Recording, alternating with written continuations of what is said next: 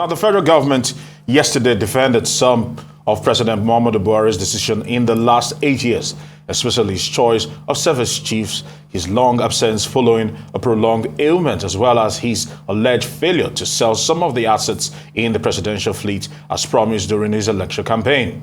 Presidential spokesman Femi Adesina explained that the appointment of service chiefs should not be subject to ethnic balancing or the federal character principle. Now, the president in the last 8 years has come under severe criticism for alleged sectionalism in the choice of service chiefs and head of security agencies to the exclusion of certain parts of the country. But Adesina maintained that Buhari reserved the exclusive right to appoint wherever he wanted and from wherever he desired, arguing that the criterion for such selection was competence and not the ethnic grouping of the government officials so appointed. Now let's bring in our eyes analyst Dayo Sobowale as he joins us to discuss the presidency's defense of Buhari's choice of service chiefs and other key decisions of the presidency in the last 8 years. Great to have you today. It's a pleasure to be here. Yes, Femi Adesina and his colleagues have always been on the defensive for the better part of 8 years, trying to defend the president in everything he does. Maybe it was down. Maybe when the man failed to actually constitute a cabinet early enough, or when the president was absent for a prolonged period of time, or the refusal to reshuffle and rejig the whole security apparatus here in Nigeria, or the fact that the security chiefs, most of them were from a particular ethnic predilections. All this we've been hearing excuses, defense, being on the counter-offensive, more than results. Talk to us about this. Femi Adesina has laid his own side of the story. Are you buying what he's selling right now? Funny enough, I buy it. You may not believe that. Okay, but I will. Okay, please explain. Wait, I will help him out. Okay. You see, what he's trying to say Yes. is that the federal character that we have, the ethnic balancing that we do, are perhaps getting out of date, because they were at the outset of our experiment in federation building. You get me now? What about national unity? We have come unity. Our motto, we are guided. Our motto is unity, faith, peace, and prosperity. Yes. So that's our guiding light, and we have not lost touch of that. But you know, everybody knew, and Adesina himself has confirmed the lopsidedness in the appointment of service chiefs. But then that is the job of his boss, and the buck stops on his table. And the concept of fairness or competence that you and I have will not coincide with that of our dear president. Because the last service chiefs were woefully incompetent, but when they were removed, they were rewarded with ambassadorial appointments. Yeah. See. So how did you defend this? You wait. I want to explain why I want to make Femi Adesina's job easier. Okay. All he was trying to say, you know, he abused Father Cooker, that was always seeing the negative side of things. If somebody is overly critical, you describe him as such. But what he should have done is to sell the more notable achievements of his boss, which will have long-term impact, even though they started out with inexplicable motive, and they ended up having unexpected consequences that turned out to be right. You ask me, what are these achievements?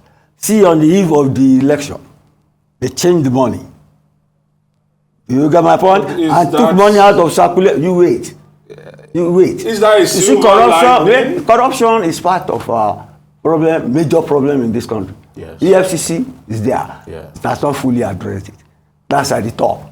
Down below, you tell me, nowadays, if you have 2,000 with you, you learn how to keep it. Unlike before the election, when we are all spending money all over the place. That's an unintended consequence of the policy of the government. You should sell that. That is one. And then led to frugality, even our travels No, on the roads. it led to hardship more than frugality. But I said, Hardship I said and unintended consequence. I hate the policy, but at the end of the day, I was discussing with some friends.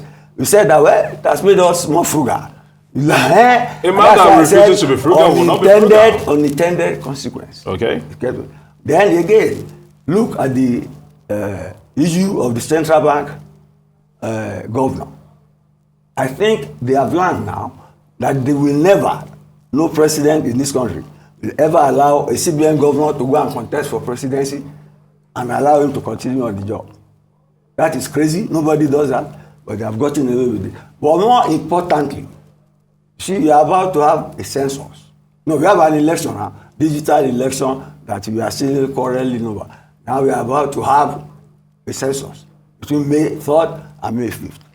I tell you, if you get the census right, half our problems in this country, in terms of planning, in terms of economic development, in terms of fairness to each other, in terms of justice, will be solved. No, but you've not made the job easier because you've not explained I am why. trying to tell you what he should have sold about his boss. Okay, but he didn't do that. They've never done that. I've only briefed for you. I said, you asked me a question, and I said, I supported him. Is that a crime? Okay, you supported him, but you're not giving reasons why you're supporting him. I've given reasons that he should sell. I'm a PR man myself. Okay. He's trying to sell his boss. It's a marketing issue. Okay. Mr. Sobowale. Okay. Yeah. Of course, one of the key focuses of this statement was the federal character principle, which is a huge topic right now because we're waiting to see, all things being equal, we're waiting for the president-elect to be inaugurated and to reveal his own picks for, all these strategic positions, which of course he's already said it's the same language of going for competence. But let's look at security. In terms of security, Femi Adesina said, do not subject security to ethnic balancing. He says, don't subject security to federal character. What's your take on this? He said that. I just quoted exactly what he said. He said that in the line of his job. You get me? We have a law that says there must be federal character. Absolutely. We have a law that says there must be ethnic balancing. The political parties have zones to reflect the so why are we having a presidential spokesperson who is deviating away from the Constitution? Again, he won't repeat that. He's just trying to blow up the issue of competence. But then, if you look at federal character, if you say federal character, you cannot use the old spectacles that you used before to view it after this Muslim ticket. You know, this Muslim ticket was outrageous to most Nigerians, but it's sold, and the concept was competence. So we must build on that. So that's why I said, you mark my language at the outset, that maybe you should look at the concept of federal character again, because if you are going to talk of competence, there are some fields that will never get some people to come in.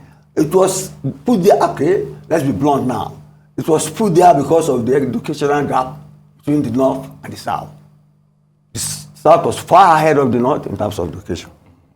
You get me? See, jam. So many things have been put there for the North to catch up. But the South has not, you see, the Southerners value education. They regard it as an investment. As another leader said, once said, he said the Northerners value going to Hajj instead of becoming doctors and engineers, and that is why the South. That's it. That's the cruel fact we have to say. But then it means it is getting out of date. You have to go back to the merit system. The people that still try to justify and probably still play on federal character are always insisting that Nigeria is blessed with abundance of talent, expertise. Yes, physical, human, in all spheres. So it will be unfair to a region of the country when you decide to focus your appointments it is wrong. But positions in one region as against trying to spread it across, because we are multilingual. We are multifaceted, multi-ethnic. We can go on and on and on. In the spirit of balancing and in the spirit of fairness and the spirit of allowing, in the spirit of democracy and the spirit of carrying everybody along. But the federal character should always be played up time and time again. The leading countries in the world practice meritocracy. They also practice affirmative action. Because of this Mr. Sobowale, there are occasions where you have to... Mr. Sobowale, the leading countries in the world also practice affirmative action quota systems. That's right. We're talking of the UK, the US, Europe, and globally. In the US now. I'm just trying to spread our net. When we speak of representation, it's a big conversation globally at the moment, where everybody is saying that there needs to be quotas. Now, whether that quota be for, depending on the demographics of that country, whether it be about women's representation, youth representation, for existing injustice on the ground. But after some time, when there is equalization, so there will be equalization. Is there equalization in Nigeria that we're now talking about moving away? From the prism of the fact that Nigeria is a peculiar situation, being that we are the most populous black nation in the world. That's right. And we have our own peculiarities and we have our own uniqueness. And if we try to always level up when we talk about democracies in the UK, in the US, and probably in Europe generally, it might not. We've learned from them, but we must be able to evolve it to fit our own uniqueness and peculiarities. The Muslim ticket has started that competence. Nobody thought it was possible or that it will win votes, but the result is history now. We must build the card somewhere along the line. Even the affirmative action that you mentioned, even some university, they've taken them to court and they said, look, these people you are protecting, you are giving them unfair advantage over the others. And that was for a period. It has been redressed, so let's have a level playing field. But let's not take it away from the argument. Now, the argument was whether you're talking about affirmative action or the federal character. Clearly, it did not work. Yes. That should be established. That's right. In this particular case and scenario, it did not work. It perpetuated injustice and the unfairness. Because you see the list of service chiefs, contrary to what Femi is saying, you will get annoyed. They were on the internet. But you're not contradicting yourself. You're now. I'm not contradicting myself. In one breath you're supporting him, in another breath I'm trying to show you what he should have sold. He was trying to sell the achievement of his boss, at least, with 50 days to go. And I said he could have mentioned, this you have mentioned of frugality, you have not allowed me to mention the other things I want to mention. Can I go ahead? Like, we're having census. Okay, like they have just passed Startup Act 2022. Yes. That is to promote the digital economy and entrepreneurship. You know our Yahoo boys? You see, we are notorious for the way we manipulate computer technology. But we can harness this one, that consultative council, that Startup Act. They have formed the council now. They're having another meeting next month before the man leaves. But if you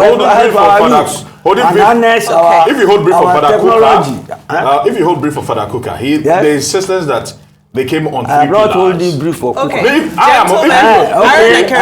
Mr. Dayo Sobowale, thank you so much.